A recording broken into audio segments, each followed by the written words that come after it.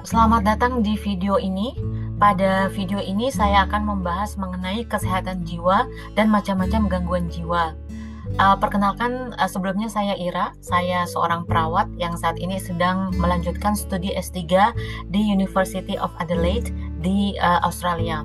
Sedangkan materi untuk pembahasan ini mengenai gangguan jiwa dipersiapkan oleh seorang psikiater, Dr. Renata SPKJ, sebagaimana yang ada di layar. Jadi jika teman-teman nanti mempunyai pertanyaan seputar gangguan jiwa atau kesehatan jiwa bisa dituliskan di kolom komentar. Mudah-mudahan bisa segera direspon oleh dokter Renatanya. Membahas mengenai kesehatan dan gangguan jiwa itu sangat penting teman-teman karena ternyata kematian karena bunuh diri di dunia ini cukup tinggi, bahkan lebih tinggi dibandingkan kematian karena bencana alam misalnya, atau karena kasus pembunuhan, atau karena beberapa penyakit tertentu seperti HIV/AIDS. Namun di sisi lain, stigma terhadap gangguan jiwa di masyarakat itu masih cukup tinggi. Hal ini menyebabkan seseorang yang merasa dirinya atau jiwanya sedang tidak baik-baik saja itu enggan untuk mencari bantuan profesional, atau cuma sekedar untuk berbagi kepada temannya juga enggan karena takut dicap negatif karena mempunyai gangguan jiwa. Karena itu dengan kita berdiskusi lebih sering mengenai gangguan jiwa, diharapkan stigma di masyarakat itu bisa semakin berkurang. Seperti itu. Uh, Sebelum kita membahas mengenai macam-macam gangguan jiwa, sebenarnya jiwa yang sehat itu apa? Jadi definisi jiwa yang sehat itu di dunia ini serupa. Jadi berdasarkan definisi dari Organisasi Kesehatan Dunia atau WHO. Di Indonesia kita juga punya definisi kesehatan jiwa menurut Undang-Undang Kesehatan tahun 2014. Nah, pada intinya jiwa yang sehat itu merasa bahagia dan senang terhadap diri sendiri, terus mempunyai sikap yang positif terhadap diri sendiri dan orang lain. Jadi tidak merendahkan diri sendiri, tetapi juga tidak merendahkan orang lain. Puas terhadap kehidupan sehari-hari, jadi tidak merasa ada yang kurang terus setiap hari. Kemudian mampu menghadapi tantangan hidup. Misalnya ketika kita di tempat kerja, kerjaan sedang menumpuk, kita ada yang salah atau kurang, itu ditegur, kita bisa menerimanya, bisa memperbaiki dan menerimanya, yang tidak sampai membuat kita menjadi sangat down gitu. Ataupun di kuliah atau di sekolah misalnya, ketika tugas itu menumpuk, itu kita bisa menyelesaikannya tanpa membuat diri terlalu down. Tidak perlu sempurna, tidak perlu terlalu baik atau bagus atau paling bagus, tapi bisa menyelesaikan dengan sewajarnya. Itu merupakan ciri-ciri dari kesehatan jiwa. Intinya bisa berkembang secara fisik, mental dan spiritual, juga mempunyai hubungan sosial yang baik dengan manusia yang lain. Nah, uh, gangguan jiwa itu adalah gangguan pada pikiran, perasaan, dan perilaku seseorang, biasanya terkait dengan tekanan atau gangguan pada fungsi kehidupan. Misalnya, banyak sekali kita dengar, tiba-tiba menjadi depresi ataupun orang menjadi tidak, punya, gangguan jiwa itu akibat, kematian anggota keluarga terdekat misalnya, atau, di-PHK secara mendadak, ataupun perceraian atau masalah-masalah yang lain. Jadi masalah-masalah yang saya sebutkan itu bisa menjadi suatu trigger yang bisa menyebabkan gangguan jiwa. Dan angka gangguan jiwa ini tinggi seperti yang tadi saya sebutkan di awal. Jadi di dunia ini 1 di antara 7 orang itu bisa mengalami gangguan jiwa. Nah, yang perlu kita tekankan dan perlu kita sampaikan kepada orang-orang di sekeliling kita misalnya, bahwa gangguan jiwa itu bisa mempengaruhi siapa saja. Jadi tidak tidak memandang usia, jenis kelamin, tempat di mana dia tinggal, negara apa, desa atau kota, terus juga orientasi seksual, terus agama, suku, itu tidak memandang itu semua. Jadi setiap orang bisa mengalami gangguan jiwa. Eee, Penyebab gangguan jiwa itu tidak hanya satu faktor, teman-teman. Jadi tidak hanya bisa dikatakan dia mengalami gangguan jiwa karena misalnya masa kecilnya tidak bahagia, ataupun misalnya lingkungannya tidak mendukung, tidak ada support system, atau karena ada keturunan. Itu, tidak bisa. Jadi biasanya gangguan jiwa itu merupakan interaksi dari berbagai macam faktor. Nah, yang perlu kita, tekankan lagi bahwa gangguan jiwa itu sama seperti penyakit, medis yang lain, seperti penyakit jantung, hipertensi, atau diabetes. Jadi harus dideteksi secara, dini, kemudian ditangani dan diobati. Dan penyembuhan itu tidak merupakan hal yang mustahil. Jadi bisa, kembali berfungsi seperti, sempurna, yang menjadi maksudnya seperti semula. Yang menjadi masalah apabila ketika kita merasa jiwa kita tidak baik-baik saja, tapi enggan atau malu untuk, mencari bantuan karena takut, stigma negatif dari masyarakat. Itu yang menjadi, permasalahan yang, signifikan. Eee, Satu lagi, jadi, mmm gangguan jiwa itu banyak macamnya.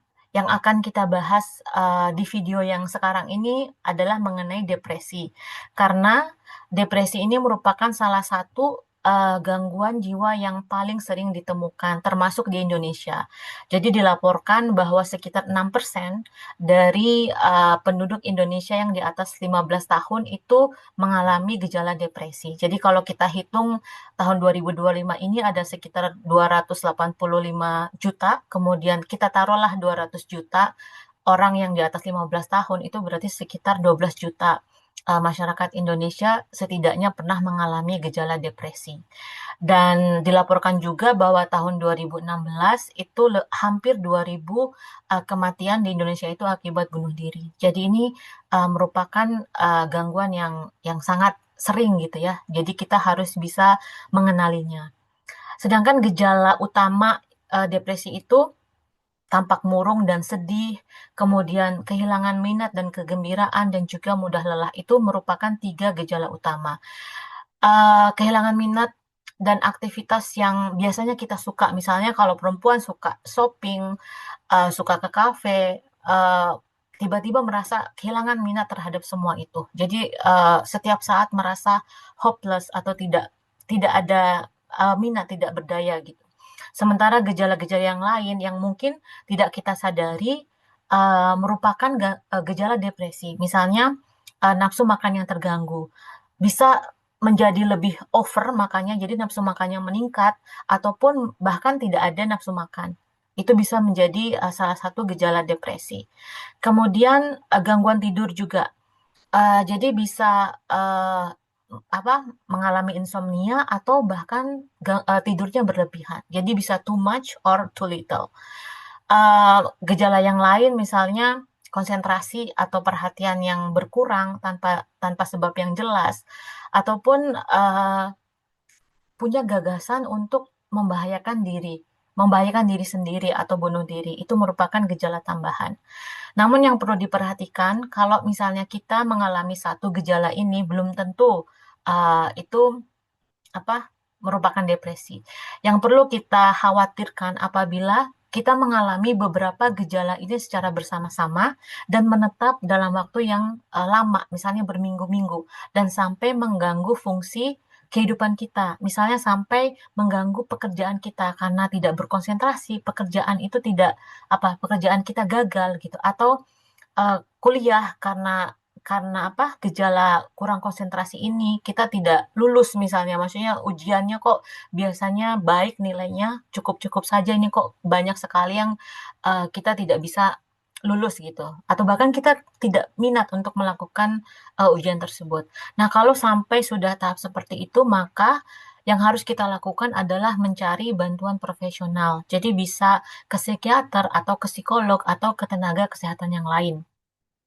Atau kalau sekarang, misalnya kita masih merasa enggan ya, atau malu, atau ragu, atau nggak tahu harus memulai dari mana, sekarang banyak sekali, eee, platform online yang bisa kita gunakan untuk mungkin awal-awal ya untuk kita berkomunikasi dengan psikiater misalnya. Tapi kalau mau face to face itu bisa langsung uh, apa ke yang bersangkutan, maksudnya ke dokter, ke psikiater, ke psikolog atau mungkin bisa lewat dokter umum di puskesmas untuk mendapatkan rujukan, bisa seperti itu. Nah, eee, penyebab depresi ini juga banyak, jadi bukan merupakan satu faktor saja.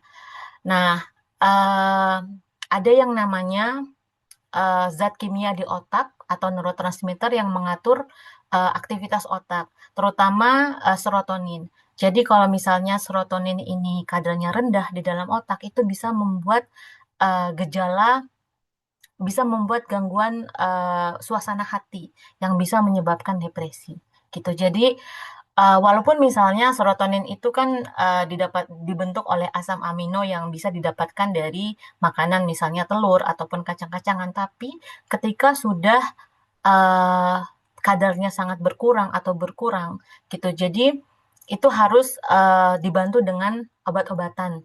Jadi eee, ya itu tadi, jadi ketika gejala depresi itu sudah mengganggu fungsi kita, maka kita harus mencari bantuan profesional. Untuk depresi ini selain obat-obatan juga ada terapi yang sangat penting, yaitu terapi aktivitas atau perilaku. Karena pada keadaan depresi itu biasanya kita sangat sangat tidak berminat untuk melakukan apapun. Jadi eee, kita tapi semakin kita tidak melakukan kegiatan apapun atau aktivitas apapun, itu makin merasa depresi gitu. Jadi seperti lingkaran setan.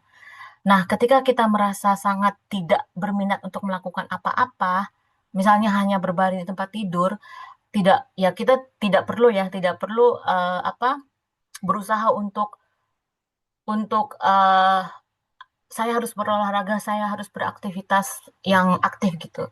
Mungkin bisa dimulai dari hal-hal yang kecil, misalnya bangun dulu, mandi dulu aja, atau bikin sarapan dulu, makan dulu, kemudian bisa tidur lagi, ataupun mudah-mudahan bisa menambah minat untuk kegiatan yang lain.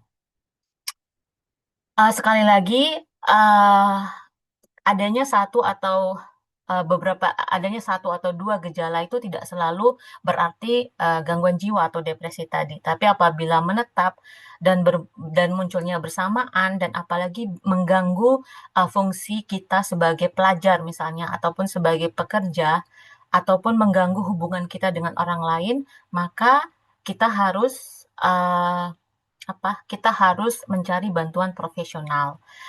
Ini ada quote dari Dokter Renata. Jadi, ketika kita mencari bantuan itu bukan satu tanda kelemahan, tetapi justru keberanian karena kita berani untuk berusaha menjadi lebih baik di masa yang sekarang